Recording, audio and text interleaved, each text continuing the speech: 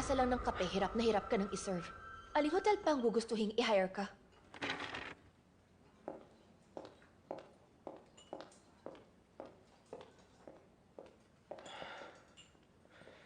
Pero, kailan po ba magsisimula yung bagong manager?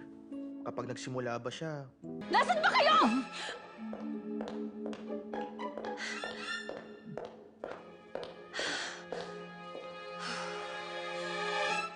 Nagpapaalam lang po ako sa kanila bago ko tuluyang umalis dito sa hotel. Kim Sun-bi, pumasa ka sa state exam nung buhay ka, di ba? Opo, madam. Para malaman ninyo nung buhay pa ako. Oo, alam ko. Mas mataas yun kesa sa tinatawag nilang Harvard MBA, di ba? Wala pong tulak-kabigin ng MBA doon. Miss Che, dati kang nakatira sa malaking bahay, tama ba? Ganun na nga po. Hindi nga mabilang ang mga empleyadong nagsisilbi sa akin. Eh, ikaw? ako po, gumraduate po ako sa top school sa buong Gyeongsang, Madam Jiang. Oo nga, di ba? Bago kayo namatay, di hamak na mas may ibubuga naman kayo kaysa sa Guchan Song na yon. Akala mo kung sino siya dahil lang sa kalokohang Forbes list na yon? Buisit!